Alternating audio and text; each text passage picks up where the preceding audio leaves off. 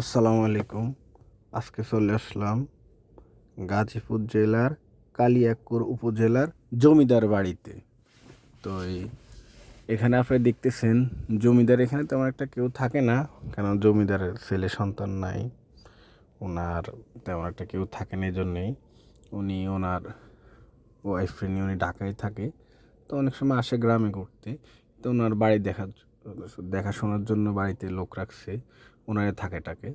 কেননা ওনার ঘরে যেহেতু ছেলে সন্তান নাই, তাই বাড়ি এভাবে পড়ে গেছে। ওনাদের দেখতেছেন একটা কবরস্থান, ওনার পূর্বপুরুষের এই কবরস্থানটা।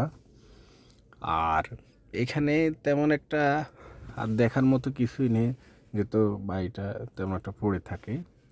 তা আসলে ওনারা কেউ না থাকার কারণে আমি আসলে অনুমতি পাইনি ভিতরে পুরোপুরি ঢোকার জন্য। তো যতটুকু সম্ভব আমি আপনাকে দেখানোর জন্য চেষ্টা করতেছি।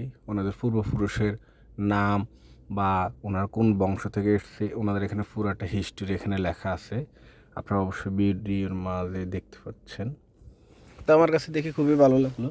ওনারা কালেমাটা ওনাদের গেটের সামনে একবারে লিখে রাখছে। আর এটা ওনাদের বাড়ির সামনে পুকুরটা। এখানে আশপাশে তো জমি দেখতেছেন, সবে ওনাদের আসলে ওনাদের বংশের।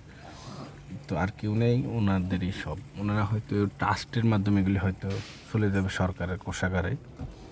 ওনার বাড়ি আবার একটা বাড়ির সামনে একটা মসজিদ দেখতেছেন, একটা মাদ্রাসা আছে। এদিক দিয়ে যাক আলহামদুলিল্লাহ ভালো কিছুটা উনি সম্পদ এতিমখানায় মসজিদে দান করছে।